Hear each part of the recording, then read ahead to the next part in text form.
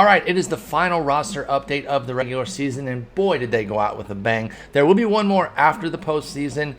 I think, obviously, it's going to focus primarily on postseason teams. I would think that a non-postseason player who's on the cusp, who does something from Thursday, so yesterday through Sunday, that does enough to move them, I feel like they would get the attention that they deserve. I can't say for certain, but I feel like that would be the case. I'll cover those guys in here if we see any. But for the most part, we're going to be focused on playoff players from here on out. But let's just dive in. Like I said, they went out with a bang here. A lot of great stuff.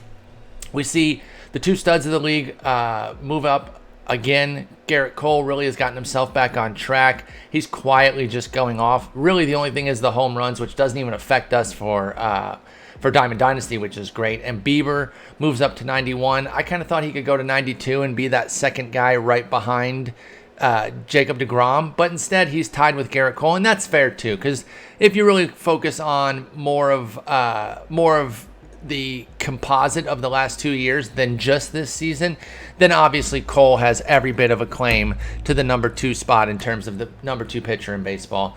Clayton Kershaw not getting nearly enough love for the excellence that he's putting together this year. I mean, he's just having a fantastic season. It's not that nobody's talked about it, but I don't think he's getting kind of the highlights and accolades that he deserves, because I think people have kind of feel like, okay, you know, he's not peak Kershaw anymore. He's kind of moved down a level. Not really. I mean, he is absolutely dominating. I'm really eager to see if he can get the playoff monkey off his back, though. That's obviously the big thing that's staring him in the face now. Can he do it? Can he have a big October?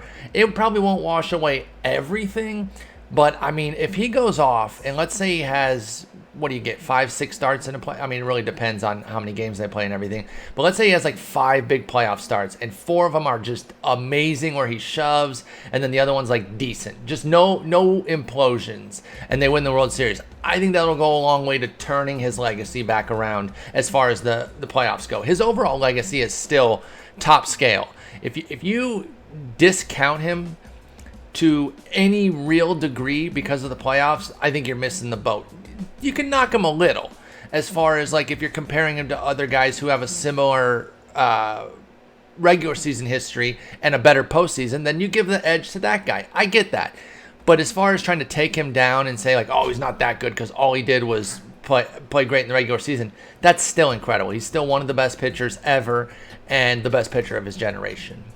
Lance Lynn barely hanging on to the diamond cusp here, and I bet you that clutch rating helped. By the way, clutch is going to be a theme. They did a big clutch update. If you aren't familiar with what that is the performance with runners in scoring position. That's how it's judged. You look at the OPS with runners in scoring position, and that's going to determine how rattled your pitcher gets when you have runners in scoring position in the game. So it can be especially useful for relievers, particularly in like BR, in events. I mean, in any moment, really. I mean, even in the in ranked seasons. But when you're talking about BR relievers, these bronzes and silvers that have a big clutch rating, you can either bring them in when there's 2 guys on base, you know, someone at second, someone at third, or leave them in and they won't get as rattled as some of the other guys. So clutch is kind of an underrated factor, but it's important, and we're going to see some big upgrades here in the clutch rating that are going to help cards play better in BR. Giolito gets some love. He doesn't move up a level, but he does get a little bit of additions more or less across the board. He lost a little bit on his Ks, got a little clutch boost himself.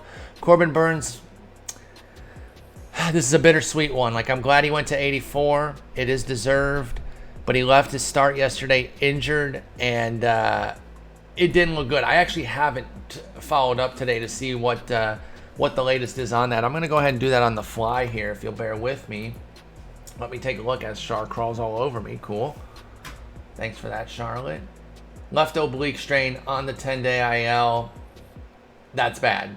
So he's out at least through at least the second round of the playoffs, should the Brewers continue to go. So that's going to be rough. That's pretty much going to end his diamond potential as far as what we're doing here. So you can divest, maybe just keep him for team affinity exchanges at this point. If you weren't able to sell last night when the injury happened, because the market was quick, everyone jumped on quickly and started selling. If you got a bunch of shares, just use him for team affinity. I hope he's able to come back. Obliques are a bastard, though. So, and I don't even know if, first off, the Brewers might not even make the playoffs. Secondly, are they going to advance if they do?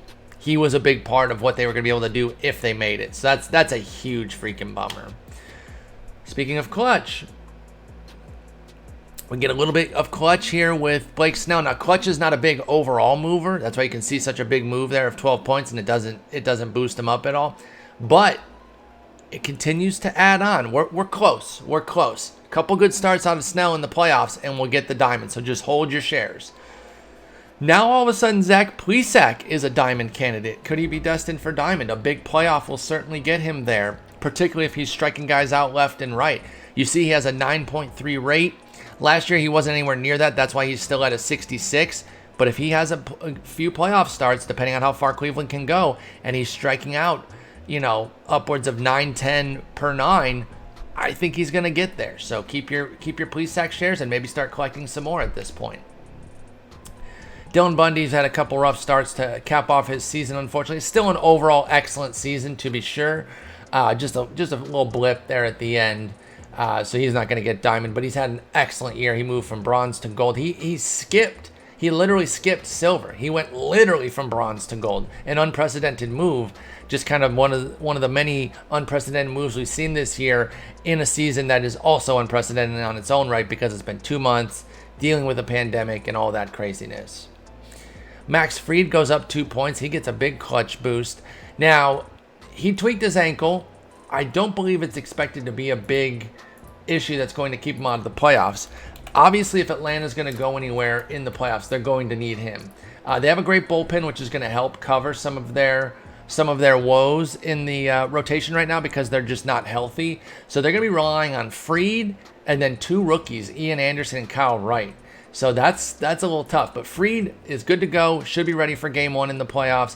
He still has a chance to get to diamond. So if you have some shares, hang on and maybe consider adding a few. I would not go crazy, but I would definitely be open to getting maybe 25-30% of a normal share into Max Fried. Luis Castillo gets a little bit of a neutral move here.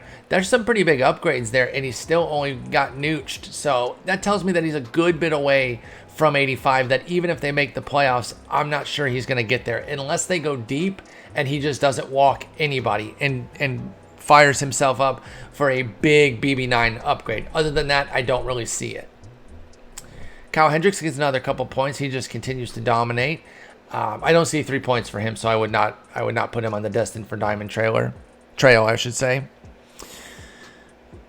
All right, Tony Gonzalen absolutely killing it. He's having a fantastic season. I still don't really see 3 points in the playoffs for him. I think that would be pretty difficult to get. I mean, he's been so good that maybe he just continues to wow. We'll keep an eye on him. I think we're at a point right now where we don't have to rush out to invest. And if he has a good first outing that's like, double-digit strikeouts. Can I help you, Shar? Are my legs not comfortable enough for you? This dog, y'all.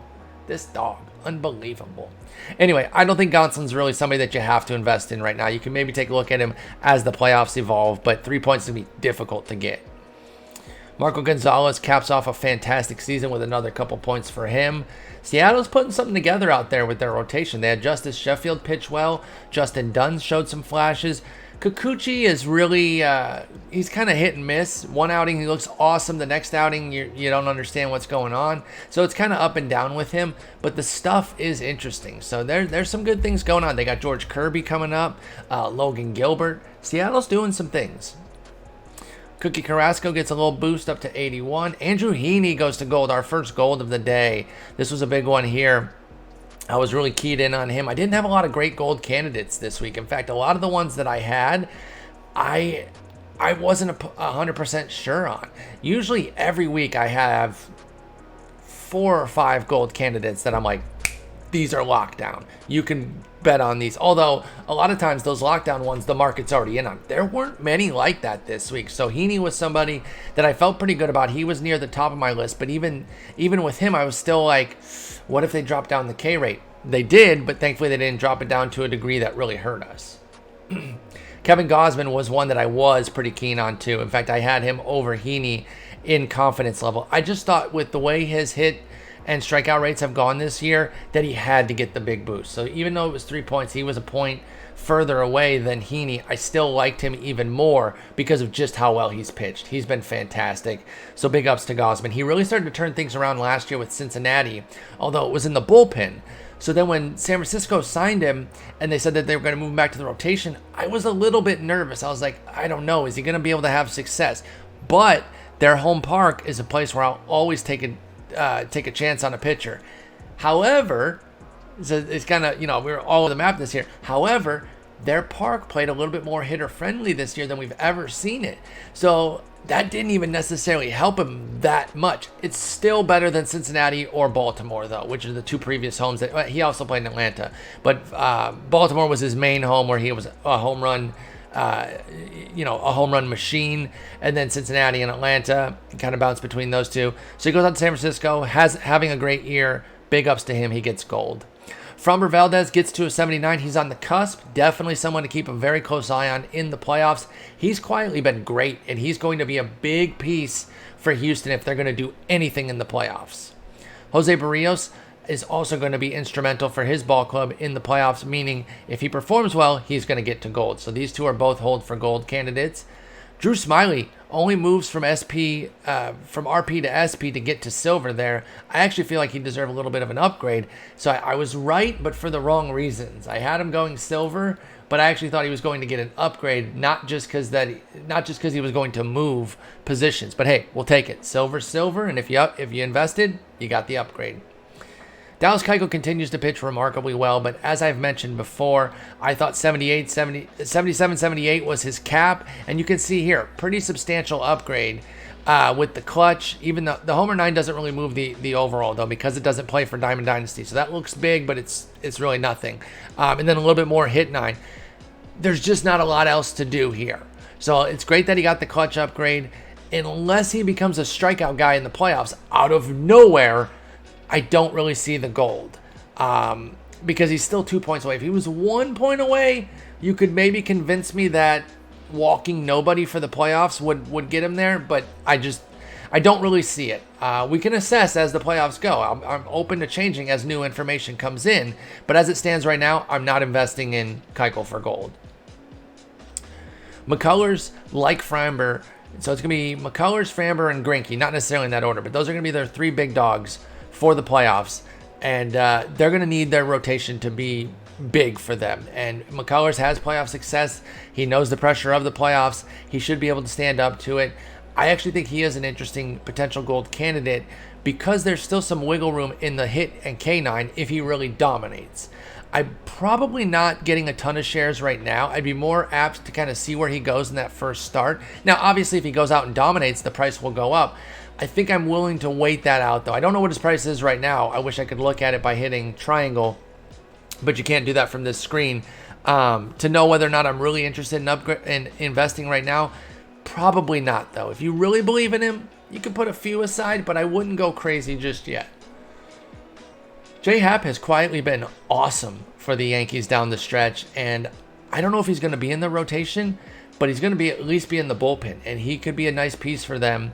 Their bullpen is still strong, but as a lefty, you always need lefties. You can never have too many lefties because you never know when a big spot's going to come up for a lefty to go lefty-lefty in the playoffs. I'm saying lefty a lot, every other word here. It seems kind of annoying.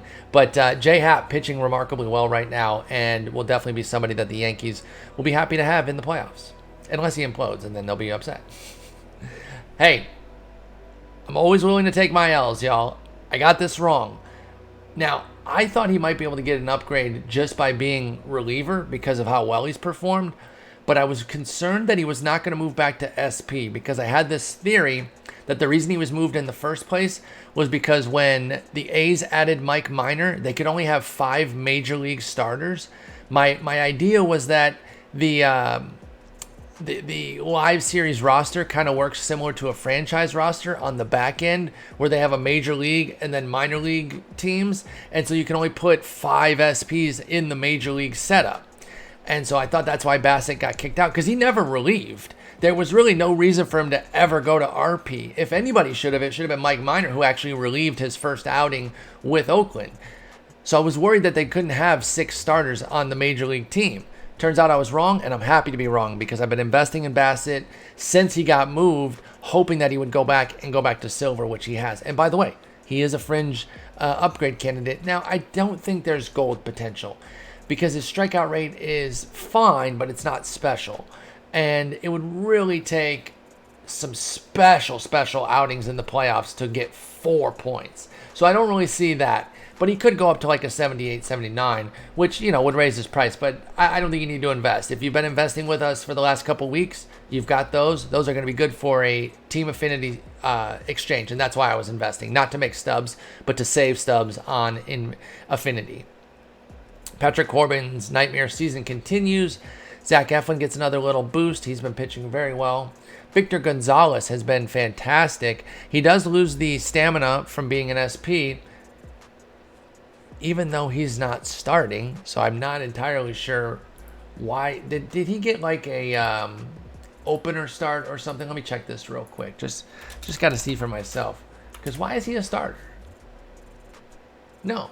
13 appearances, 13 relief appearances. Okay, so I don't quite understand that, but I'm glad he got upgraded. He did go up to a 76, which is a very healthy boost. I only had him going to a 73, so I sold him short. Thankfully, I still got a bunch of shares. Those will be good for Affinity Exchange because he's now a 76, and I was buying him at like 25 stubs.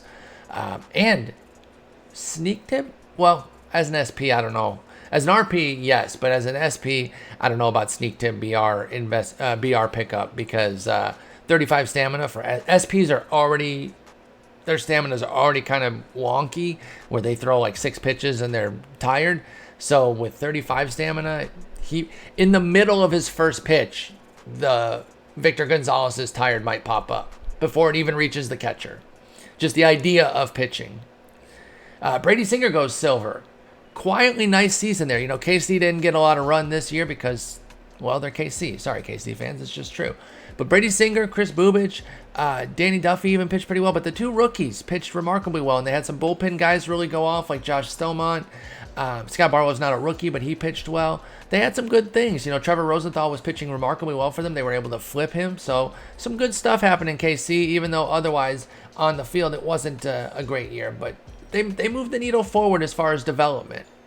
Joe Musgraves is my guy, man, and I can't quit him, and he's making sure of that with a big finish here at the very end, pitching remarkably well. He's still going to be on my radar next year. He's going to be very cheap in fantasy drafts, and I'm going to take him a bunch, and I don't care. I'm doing it. You can't stop me. Keegan Aiken quietly pitching remarkably well for Baltimore. He and Dean Kramer were both pitching well. Unfortunately, if you were trusting Dean Kramer, he bombed you out this week. And, he was looking like somebody who was trustworthy enough to stream. Streaming's been so difficult on the fantasy landscape this year. If you play fantasy baseball, you know what I'm talking about. It's been so hard to find reliable pitchers off the waiver wire because you trust them for 2-3 starts and they wash away all the goodness with one disastrous start. Thankfully, Aikens kind of avoided that. I mean, he did have that 2/3 4-run outing against the Yankees, but you shouldn't have been starting him against the Yankees either. So I feel like you could say that one doesn't really count if you're talking about actual streaming. I think you can take out the starts against great teams and be like, well, I wasn't going to start him there anyway. Kramer's was at Boston, though, and I know Fenway's not like an easy park, but Boston has not been good this year, so you were definitely streaming him for that one. Josh Lindblom finishing with a bang as well. If they do make the playoffs, Lindblom, he's not as good as Burns. I'm not pretending that at all. But he could be the fill-in to go with Woodruff, give him a nice little 1-2 punch. They really need Lindblom, Brett Anderson. They need some of those mid-tier guys to really supplement Brandon Woodruff and get to the bullpen. Honestly, with the depth of their bullpen, they really only need 4 or 5 innings from their guys, though. That bullpen is so deep, and we're going to get into some of their players here in a moment, including somebody who went diamond. But, when you're talking as deep as it is, if Woody can go 6-7 when he pitches, and then Anderson, Lindblom can go 4-5, maybe Eric Lauer. He hasn't been very good this year, never mind. Adrian Hauser disappointed me, man. I had some big expectations for him. He hasn't been great. But they got to make the playoffs first. They can worry about all that later. Mitch Keller gets a couple points despite getting hit hard on his Ks and walks, but he does get the big hit rate jump up there. So interesting season for him. Unfortunately, only 13 2/3. He's been hurt. Was hoping to see some development off of last year. I still like him though long term. He got that Future Stars card. That's because he is a big time prospect. There's a lot of good stuff here. So keep him on your radar next year for fantasy. He'll be dirt cheap, and you can take the gamble. And if it doesn't work, you can cut him early without any sort of repercussions. Matthew Boyd. Not talking about that one as a Tigers fan. That one stings. Julian Merriweather moves over to SP, gets the 4-point boost. He had been starting. He was doing kind of opens. They were 2-3 inning starts, but he was technically a starter, so that works. Pivetta moves over, gets the big stamina boost.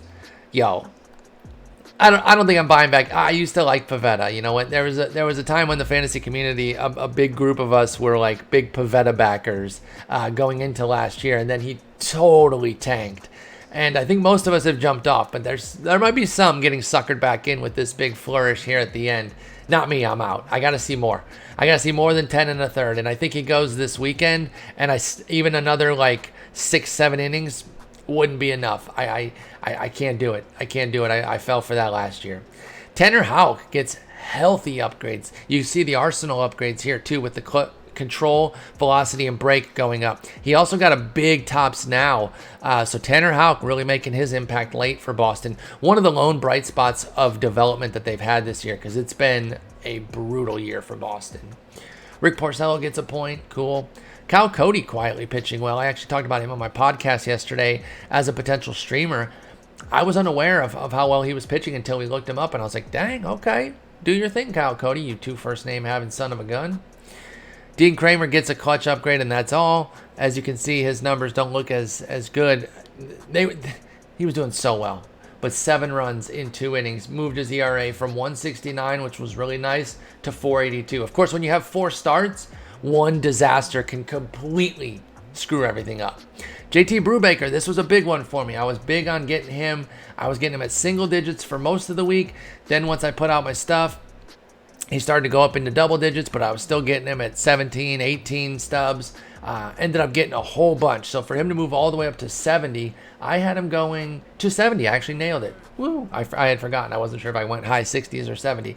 But I went to 70. Great for Team Affinity. Can't wait to exchange those when TA4 comes out. Alex Young moves up to 69, which is nice just by moving from RP to SP. Gomber moves over. He also goes to 69. Very nice.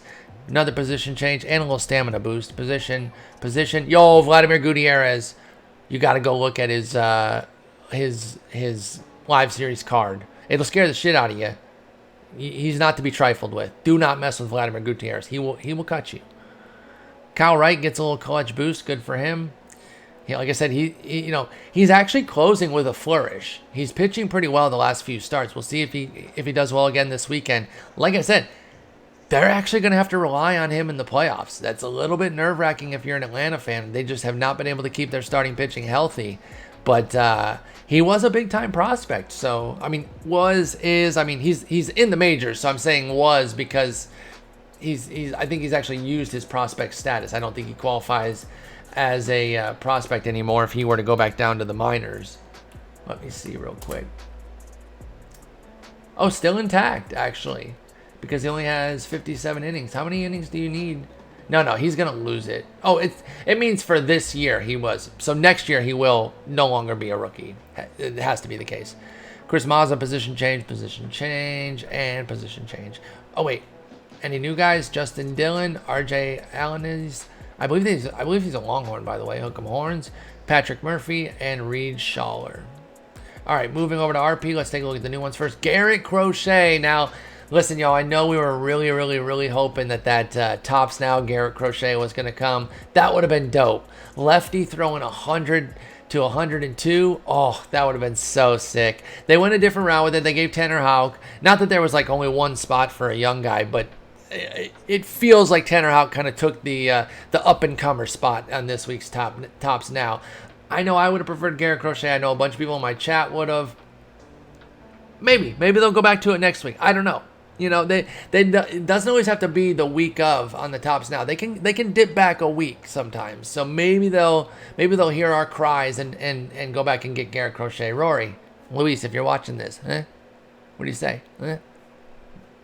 What do you say about the tops now? Okay, I'll stop. I'm hurting our chances with that. AJ Ramos, is this the AJ Ramos with a 240 whip? Sweet. TJ Zoik, Jackson McClelland, Ricardo Sanchez, and Paulo Espino. All right, on to the upgrades. Yes, dude, I am so amped about this. We kind of mapped this out last week when he got to 83.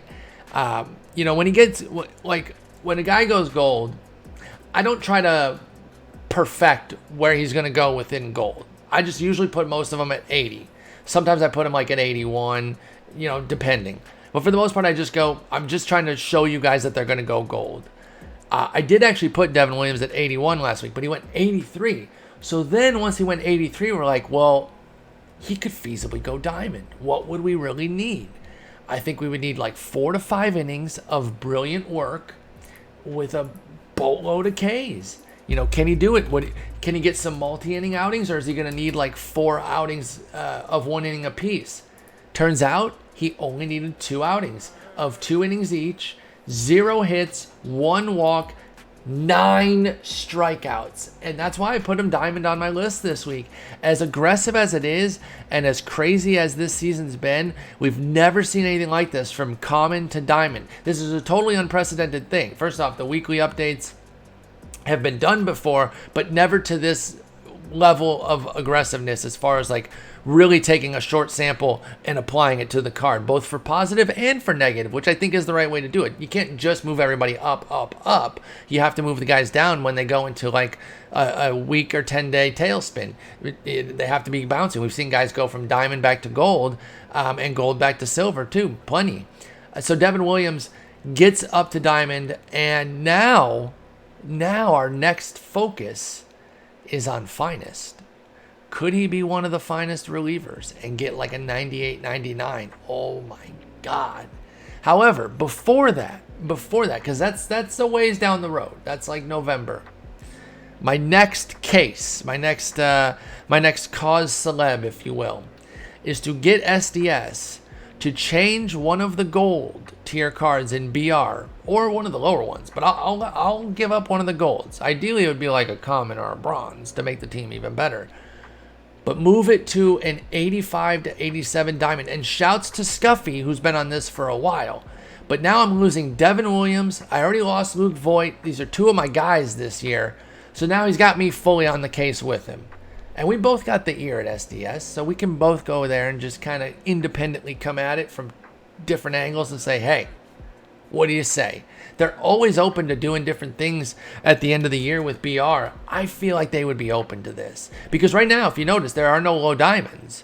So that's why you don't get Luke Voigt anymore. So I hope we can get them to do a BR change where they take a card. It can be like I said, it can be a gold if they want. Or take a common or a bronze and make it an 85 to 87 diamond, so that way we can get a bunch of those guys back into BR. Because otherwise, I'm gonna put Devin Williams in my ranked season bullpen because I'm an idiot and I really want to use him. But a lot of people are still gonna be using their top end guys, which I totally get. But if he's not in BR, that kills a lot of his use case. So here's hoping. I'm gonna send off the email later today, and we'll see if they entertain it.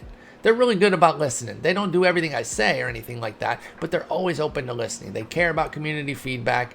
They want to know what we're talking about, what we want, and they want to make the game badass.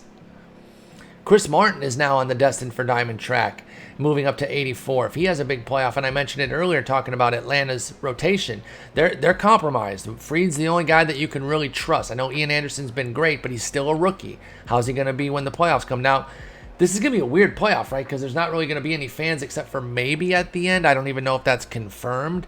So, like, the bright lights of the playoffs, like, it's still going to be intense that it's the playoffs, but the whole crowd atmosphere stuff is not going to be in play. Again, except maybe at the end, but it's still neutral sites. So, can he stand up to it? I don't know, but they have a remarkably deep bullpen, and somebody like Chris Martin is going to be very instrumental in their success. If he goes off the way he has been this year, I think he's got diamond coming, especially if he continues to strike guys out at this clip. His 78 mark had a lot of catch up to do to get to where he is this year, but if he keeps striking guys out at 10.5 per 9 or higher, I think we'll get it. So keep your Chris Martin shares. Drew Pomeranz goes to an 83. He's on the diamond track potential as well. You can see, though, he just lost a bunch in BB9, and that's where it would have to come from. He'd basically have to have a walkless playoff. Maybe 1 or 2 here and there, depending on how many outings he gets. But basically has to not walk anybody and strike the world out. And he could maybe, because he needs 2 points. So obviously it's a bit tougher. But at least there's a clear path. If we see Drew Pomeranz not walking anybody, that means we can start investing. But until then, I would hold off. Maybe you stow a few away right now, but I would not go crazy before the playoffs because we still have to see it. And control has never really been his strong suit anyway. So it would take something that we don't normally see from him. His stuff is nastiness and limiting hits and striking guys out. But he'll walk a guy because he'll get in a deep count. He's not afraid to walk somebody and attack the next hitter. Big day for James Karinchak. Not only did he get card art in the game with an action shot as opposed to the profile pick, he also moves up to an 83. Let's freaking go, dude. Devin Williams is getting a lot of the juice, understandably, but James Karinchak is definitely somebody who's had an amazing year going from common to high gold, and Cleveland's going to make the playoffs, so they're going to have an opportunity to showcase him. He'll be similar to Pomeranz. If he's not walking anybody, which is not his game, so it's unlikely, so I would not invest a ton in Karinchak. In fact, I quick sold mine. I decided to go ahead and just quick sell, and I'll reassess as the playoffs go. But he basically have to walk nobody. I think it would take, like I said, 6-7 appearances of 0 to 2 walks max to really get. And I don't even know if that would be enough because, how high would they really move the BB9? They're not going to move it to 70. So I don't know. But I love this. I love that he's an 83. He's definitely BR capable. He got the big clutch upgrade. I meant to mention that with Dev. He moved up to an 82. Now, it doesn't matter for BR right now because he can't be picked in BR, but if they put low diamonds back in, I'm putting him in my BR bullpen every time he comes up. But Karinchak is much more viable now with that clutch upgrade. It's a small tweak that you may not notice because you don't think why can't I hit any spots when I have this guy on second? It's because their clutch sucks. It makes them harder to, especially a guy with 39 BB9 and 50 control. So that's the thing. It compounds with a guy like Karinchak. But now the clutch will mitigate it at least a little bit. Tyler Duffy, I've never really used him in BR. He's got great metrics. He gets a nice little clutch upgrade as well. He continues to inch upward. Our boy Trev, big shouts to Trev. He gets the clutch and the strikeout update. I love seeing him go back to gold. If you don't follow Trevor May, I am Trevor May on Twitch. Great guy. Streams a little bit during the season too. And then once the season ends, which hopefully it ends for them with the World Series title, that's what they're going for. Then he'll be back streaming regularly. I think he takes a little bit of time off right away, but then over the course of the winter, you can find him 4 or 5 days a week usually, if I recall correctly. Andrew Miller moves from closer to relief. Yum Yum gets a little bit of love here. Across the board, moves up to a 79. If they make the playoffs, he could be a real sneak tip. I don't know how many people are on Yimi Garcia right now, but all of a sudden, he's 1 point away. Now, I don't know, are they really going to advance? It's tough. Don't go crazy investing in him because Miami's obviously not a favorite. I'm excited for them. I like that they're doing big things right now. Let me take a look at their postseason seeding right now, though. Who are they going to play in the first round? I think they're 6th seed, right? Currently, they're 6, so they would play the Cubs. You know what? If they play the Cubs, they're going to beat the Cubs. Book it right here. Suck it, Cubs fans. Yimmy, hold for gold. Freddie Peralta gets a nice healthy jump. Now he loses some of that nice stamina that we like, but I'll take this trade-off all day. I'll give up the 26 points of stamina for the big hit and K boosts. That makes him much more viable for BR. And he still has a 43, which is better than your average reliever. So it still absolutely works there. Jake Diegman finally gets some love. I wasn't sure why he wasn't getting any attention. This is our boy, and I know his BB9 sucks this year, but he's already at 24, so I figured that wasn't going to really hurt him. He just needed to get some love in the hits and Ks, and he got massive love in the hits, moves up to a silver, well-deserved, and he becomes very BR useful. My boy, this is my MTL god. I love JB Wendelken in MTL. For some reason, though, I have not been able to translate that success into Diamond Dynasty one bit. I get crushed with him in Diamond Dynasty. But I tell you what, after these upgrades, I'm going to try him again because I'm stubborn and I'm very dumb. Brandon Workman moves from closer to relief. Mike Myers gets a healthy boost. Very healthy boost here, moving up to a 75. Well-deserved here. This guy had been killing it all year, and we were kind of like, what's it going to take? I projected him to get an upgrade, pretty big one last week, and he got nothing. He didn't even get a little crumb. So this week, I thought he would go up to, where did I put him? I put him up to a 68. They went all the way to 70. They gave big love, and you know what? I'm here for it. I got a ton of shares under 30 and under, a handful of them at single digits. Greg Holland gets a little BB9, and by the way, his diamond came out in the run-it backpack. Aaron Loop's kind of a sneak tip lefty. If you play BR, you've probably used Aaron Loop at some point and been pleasantly surprised. This is a healthy upgrade here that's going to make him a lot more viable in Battle Royale. TJ Antone moves from starter to relief, but gets a big enough upgrade that the bump doesn't really hurt him. Because usually when you go SP to RP, you lose like 4 or 5 points off rip. But he got so much love in the hit and K, which he deserved, that it ended up being an overall gain of 2 points for him.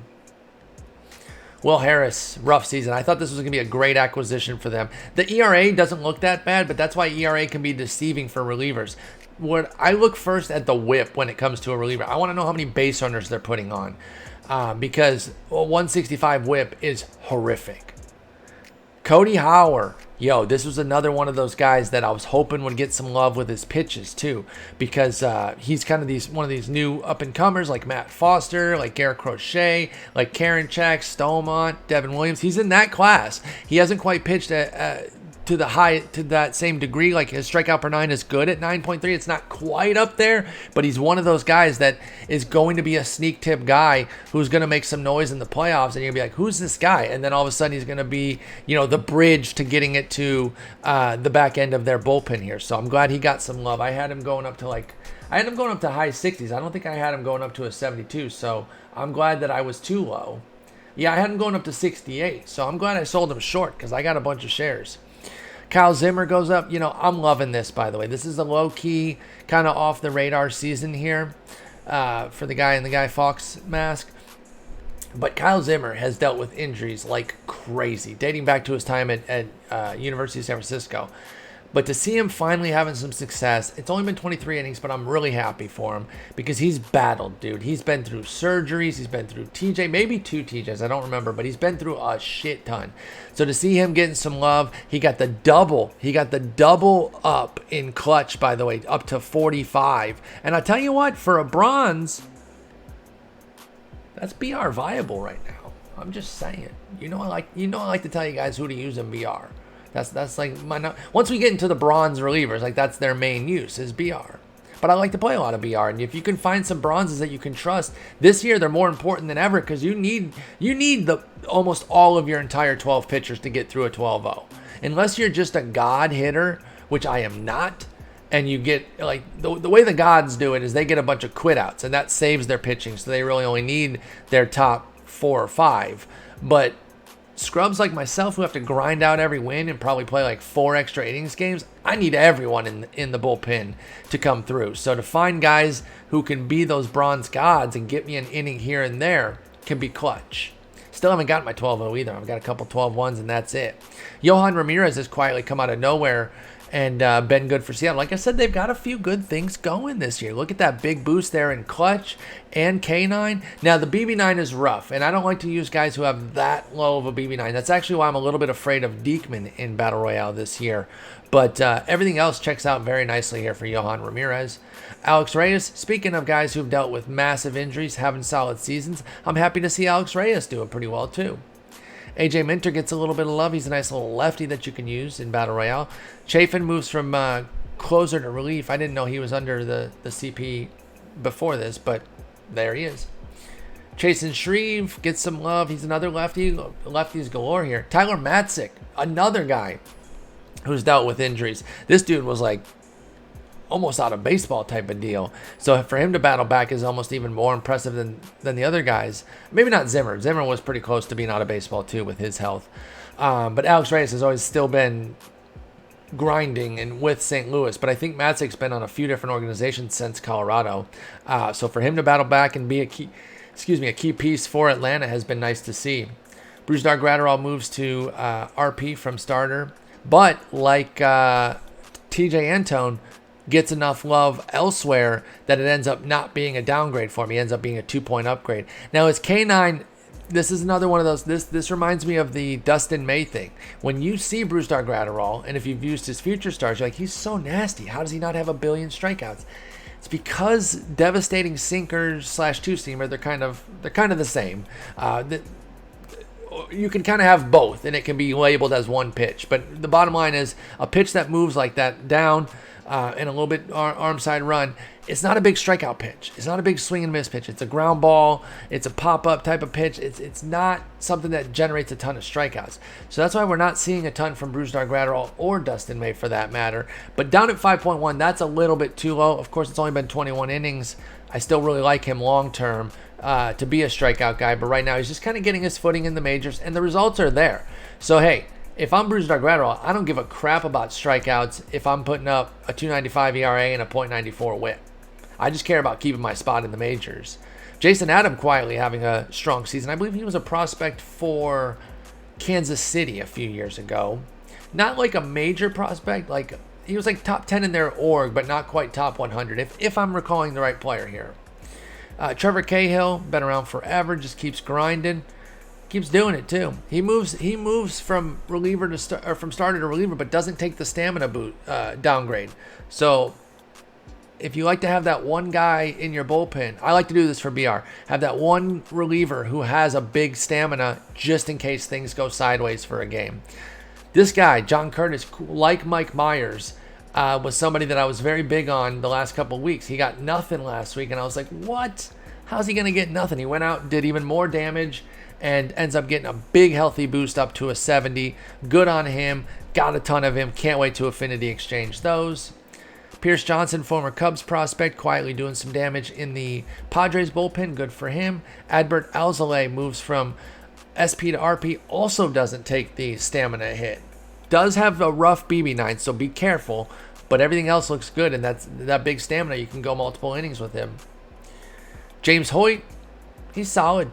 Miami's got a sneak tip pen too. That's the thing. Their pitching is strong. If their hitting comes together, I think it's going to need to come together to beat the Cubs. You know, I said it flippantly, like, of course they're guaranteed to beat the Cubs.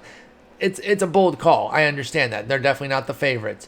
But I think they have the pitching to do it for sure. Their pitching right now is better than the Cubs. Like, right now is probably the wrong phrase to use because Sixto Sanchez has been bumpy his last couple outings. But I think their composite pitching, their entire staff of starters and relievers is better than the Cubs, even though Sixto is a little bit shaky right now. Hendricks and Darvish are better than any starters that the Marlins put out, but virtually everyone in the Marlins bullpen is better than anyone in the Cubs bullpen. Jesse Hahn's been killing it, another one of these guys who's battled through injuries and just stuck it out and continued to grind. Adam Kolarek, the lefty killer, the Soto killer. Cal Quantrill getting some love over there. Hey, when he got traded from San Diego to Cleveland, I was like, he's back on my radar because of what they do with pitching in Cleveland. Caleb Thielbar's been killing it. Whip's a little bit high, but you love the strikeout rate there and a nice ERA. Peter Fairbanks, they just churn him out like crazy in Tampa Bay. Again, whip's a little high, but excellent strikeout rate, fantastic ERA. Matt Shoemaker moves to reliever for I don't know what reason. See, this would lend credence to my theory about the only having 5 starter thing if I hadn't seen the Bassett thing. Because Julian Merriweather moved to SP, so I would say, well, they just switched spots and they can only have 5. But the Chris Bassett thing totally flips that on its head. Unless, hang on, let me check one thing. Oh, okay. I was going to say, if he had a minor league uniform on, I would be back on my old theory. Because you notice some of these guys, like, they have minor league uniforms on still. Let me see if I can find one real quick. Probably won't be able to now that I'm looking for something. Love that. Love that for me.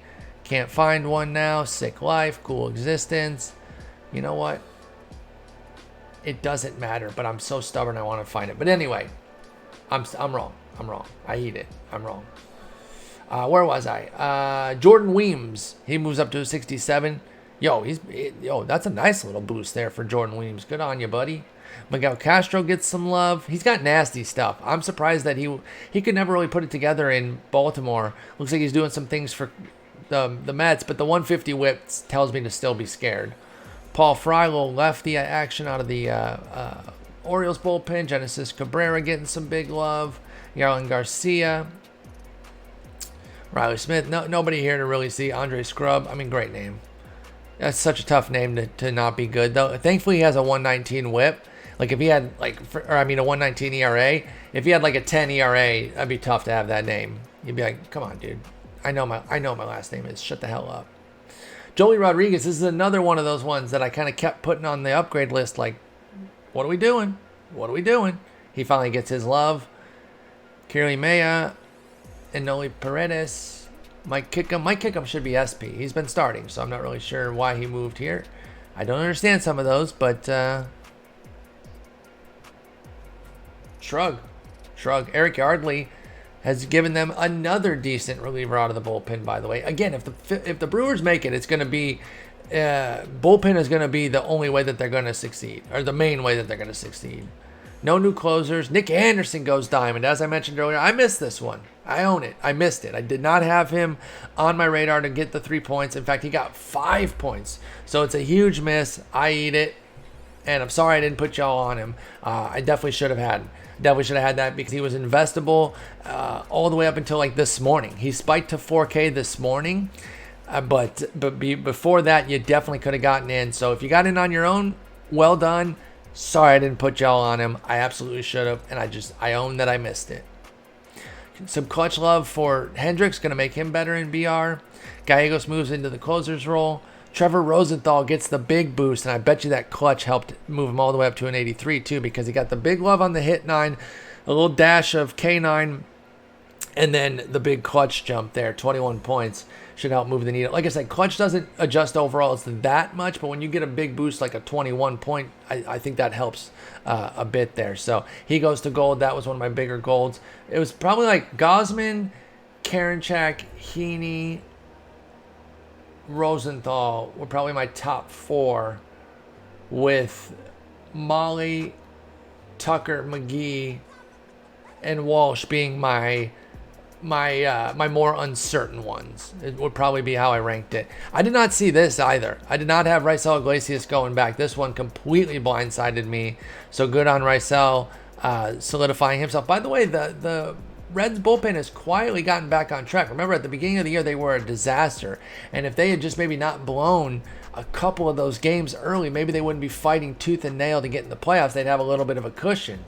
But now they're going to have to rally and have a big weekend. Hector Neris just moved to closer. Tony Watson gets some big love. Well deserved. He's not a strikeout guy, but everything else is there. And if you ever use the Tony Watson card, you know that this will be BR viable for sure. By the way, look, not a complaint what I'm about to say, that they have not released anything lower than a diamond for 2 months. That's amazing. One little thing that I missed, though, is some of those amazing golds, like the Tony Watson gold from Pittsburgh. That card was so sick that I really, really liked that. Did somebody just get a Trevor Story from one gold pack? Did Trevor Story go gold, or did they get a... No, they wouldn't put that. We got a diamond. So you got a diamond in a gold pack? Must be nice. Anyway, I do miss some of those badass golds. I loved the Tony Watson gold card. Alex Colomé gets a little bit of love, including that big clutch jump. Scott Oberg moves to closer. Cesar Valdez gets a lot of love and moves to closer. And Daniel Bard, he was just added last week, and then now he gets a little bit of love to kind of get him back to get him to even of where his season's been. Moving into the catcher, Sal Perez, he was kind of like a fringe diamond. They would have had to go pretty hard on his numbers there. I didn't really see it with 4 points needed. But I will say, I feel like, again, this is one of those players I'm talking about where if he goes off this weekend, I'm talking like 3 or 4 homers. He has to go off. But I feel like if he does that, then he would be a diamond potential for the postseason update. Because, again, I don't think it's just isolated to postseason players. I think these last 4 days, because roster updates lock on Wednesday. So Thursday through Sunday should still count for guys that aren't on playoff teams that are on the cusp. But he'd have to go off. And ideally against lefties. Like a bunch of hits against lefties and then 4 homers. So it would take a shit ton. Travis d'Arnaud, just close. I had him at a 79 because he's been awful against lefties. And I got to be honest, they did him a favor not hitting him on contact against lefties. They only moved him down a little bit in power, and that was pretty nice of them. So they left him in the hold for gold range. If he has a good playoff, especially if he can get some hits against lefties, he'll get there. But it was going to be too hard to get there this week with the way he's performed against lefties, or hasn't performed, as it were. Big congrats to Yadi Molina on hit 2,000 yesterday. He gets a little love, but stays neutral because his power versus lefties canceled out by contact and discipline going down. Max Stassi, I wish he hadn't gotten hurt, man. Home dude's been killing it this year. He came back, and he came back a while ago. He's been back for a while, but he just continues to hit. And I actually had him going, where did I have Stassi going? I only had him going to 74, so I was conservative on him. But they gave him a nice sweeping upgrade here. They got him to a 76. Love to see it. Love when I'm wrong on the low end, when I'm too low. That's great. I'm happy to be wrong on that end. Roberto Perez, yeesh. I don't want to look at those numbers. It's not safe for work. Alejandro Kirk, everyone's new favorite player. Did we got to get Tops on the horn? How did they not do a Tops Now card for his 4-for-4 day? I am beyond stunned by that. And MLB would have given it to us. They love Tops Now catchers. They absolutely love them. So we got ripped. We got absolutely ripped. Pedro Severino loses a couple points. He's been having a mostly good season, but as you can see, he's been struggling a little bit of late. Kyle Higashioka, he had the big 3-homer day. He gets a little boost there, up to a 72. Kurt Casale, I swear Kurt Casale, whenever I see him, he hits a homer. Yeah, it's unbelievable. I said that about somebody else the other night too. Oh, Evan White. Evan White, at least Casale's had a pretty good season. But Evan White has not really had a good season. But he has 7 homers, and I swear I've seen all 7. Because whenever I watch him, he hits a damn homer. Jacob Nottingham. Jacob Nottingham was one of those guys who was new to the roster last week or the week before. So his price was way out of whack. I was flipping him like crazy. So thanks to Jacob Nottingham. Speaking of being able to flip, here's some new catchers. Eric Haas is the only one that's on a team, though. So these 2 will be free agents. So, by the way, guys, just so you know, kind of expanding on what I was just saying. Whenever you get it's always beneficial, especially if you open packs on the weekend after a roster update, to go through here and see who's new and who's on a team. Like Garrett Crochet is probably way too expensive right now because he's a brand new card. Same with like AJ Ron. Like any of the guys that are on a team are going to be much higher than normal bronzes and commons. Same with like silver and gold, but very few guys come in at silver or gold. So that's why. Did I covered? Oh yeah, that's it for catcher. All right, moving over to first base. Brandon Dixon and Pavin Smith are the 2 new ones.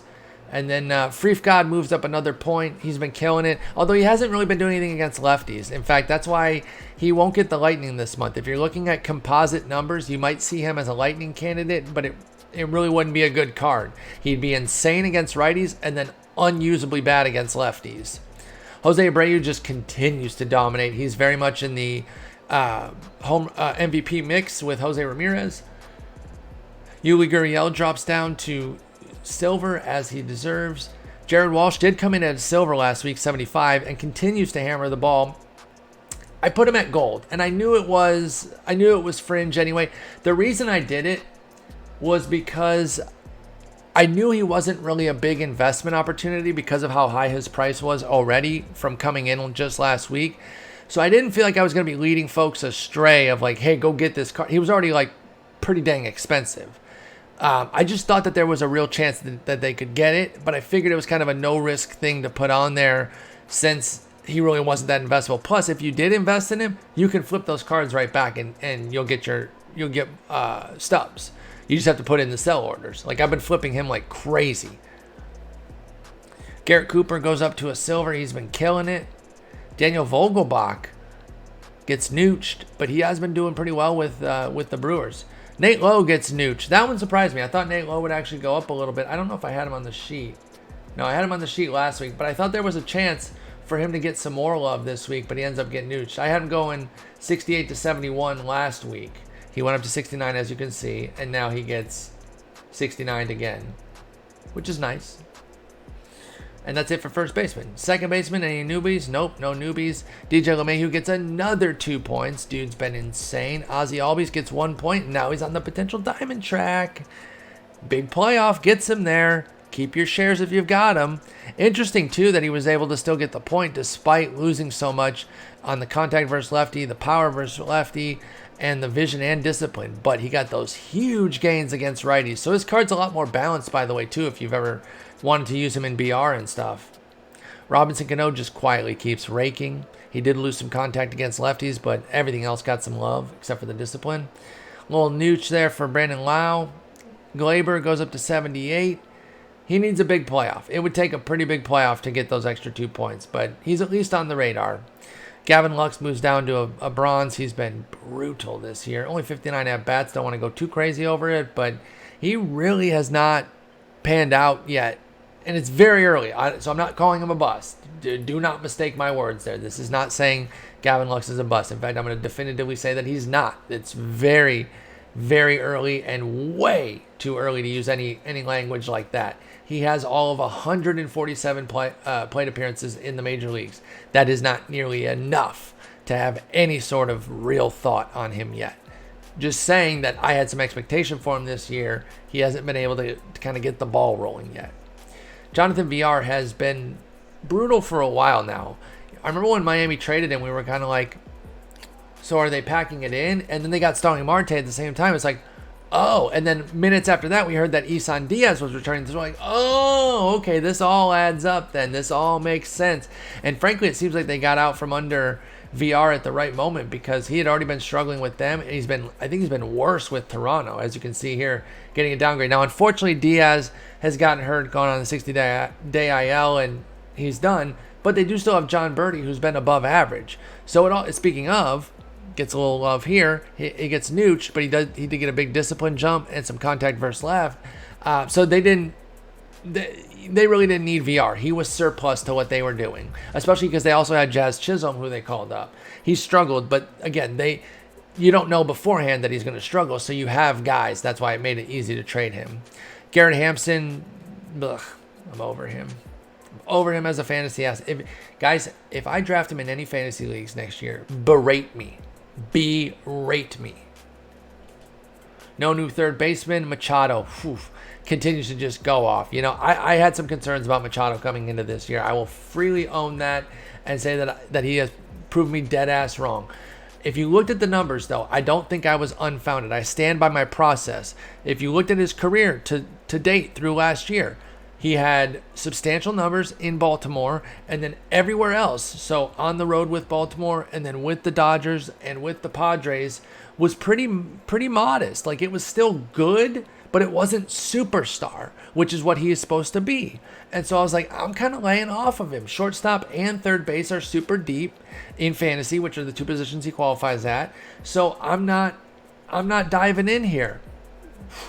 He didn't appreciate that. He's had a career year. Now, it's only 2 months. We don't know how he would have held up over the course of 6 months, but I'll still take my L. I'll go ahead and eat it.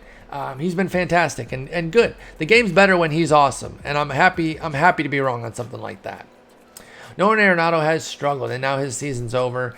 This is surprising. I didn't think that even in a short 2-month sample that he would struggle like this. This has been a bummer. I don't know if he's been injured through parts of it that have hurt his numbers or if he just got injured at the end, but it's been rough. The lock of all locks. There was no world where he wasn't going diamond. In fact, he blows past 85 and goes up to an 87. Gio Urshela continues to perform. He quietly does it too. For a Yankee, he does not get nearly enough shine. Usually their guys get overshined. Meanwhile, Gio can barely get any love, and all he does is continue to rake with them.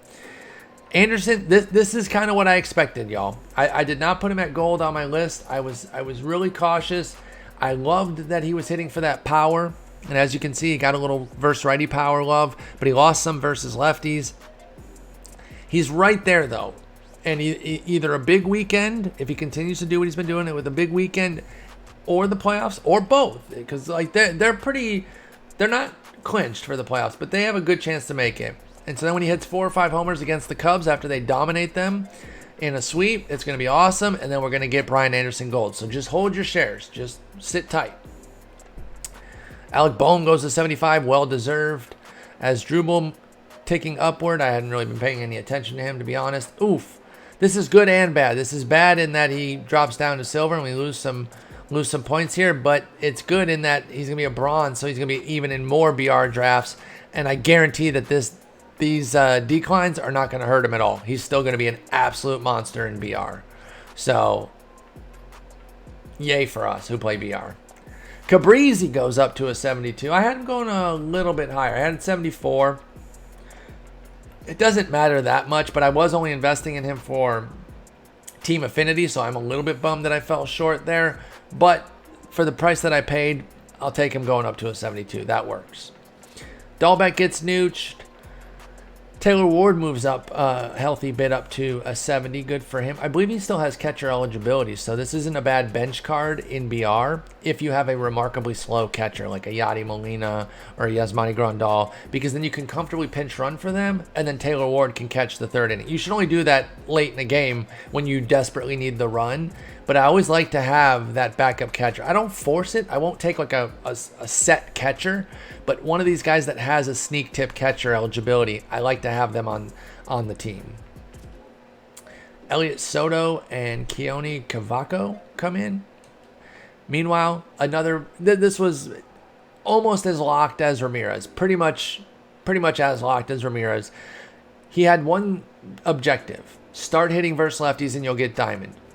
Okay, I know what I must do. I'll go out and do it. And he absolutely did it. He's been crushing lefties lately. This one was stone cold. Tatis is sputtering a little bit. Honestly, it might cost him the MVP because he was very much on the MVP track. Now his defense and speed are still and base running, I should say, are still keeping him in the conversation if you look at WAR. But not every voter votes off of WAR. And, so he's going to get votes, but I think Freeman is the front runner right now. And I'm not even sure if Tatis is second.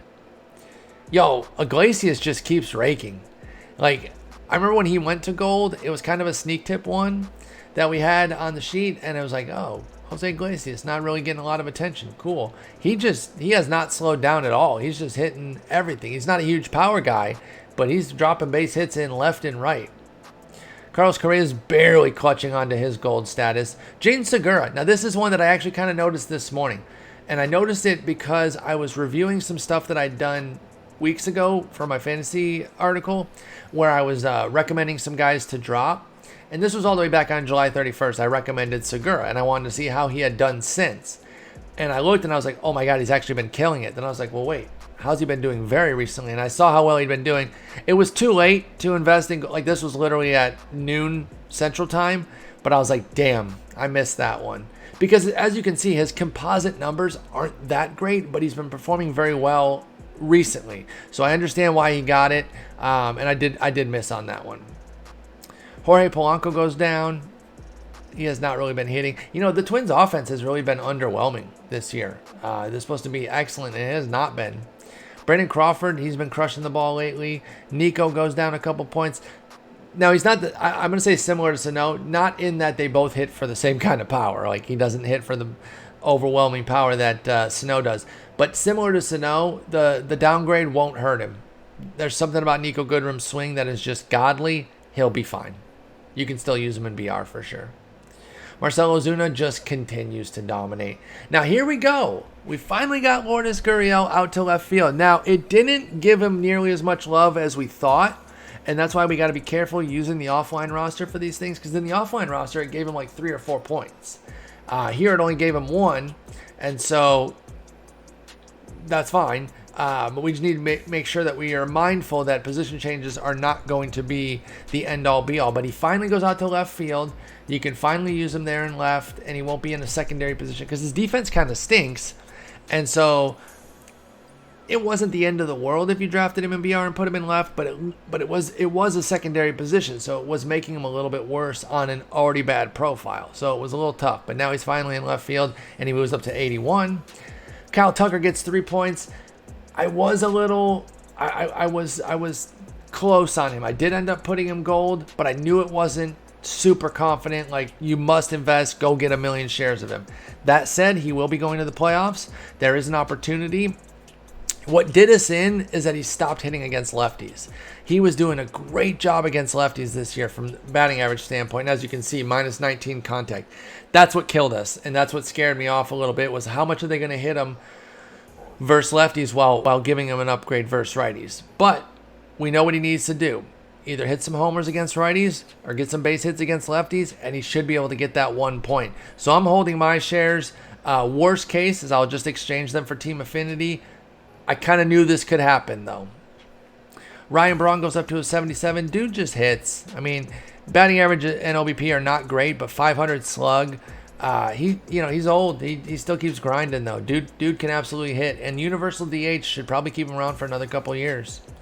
Dickerson moves into silver. He does have that big 3-homer game this year, but that's not it. Like, he's been doing more than just that. Kyle Schwarber's quietly been brutal this year. Holy smokes. I did not realize until a podcast I listened to was recently talking about it. I was like, holy shit, 380 slug? Ugh, nasty. Willie Calhoun also been brutal, although he didn't have the expectations of a Kyle Schwarber. Andrew Stevenson gets 3 points. Finally, dude, I've been waiting for him to go to 60. All right, center field. Any new center fielders? Mickey Moniak, welcome to the bigs.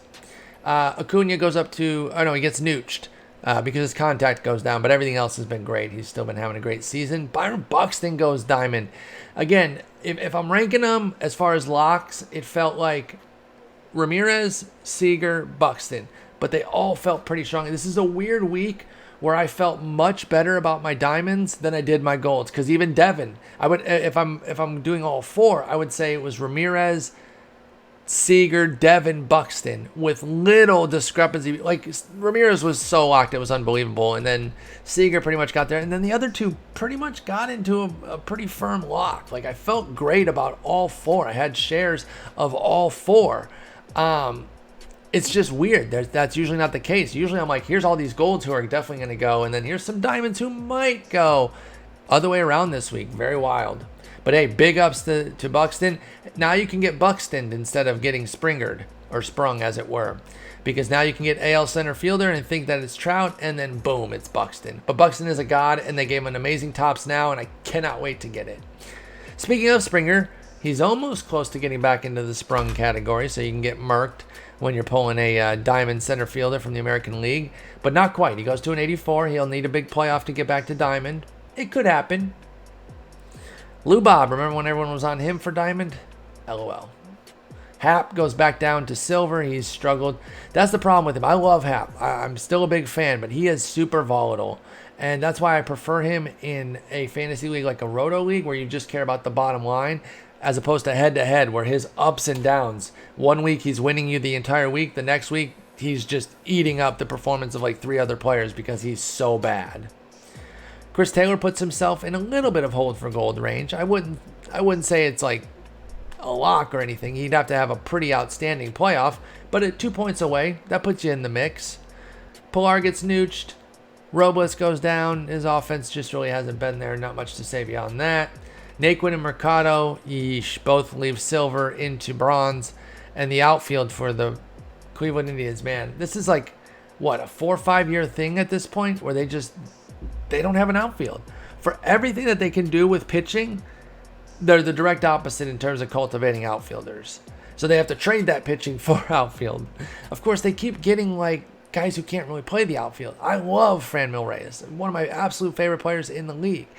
But dude's a DH. Josh Naylor kind of is too.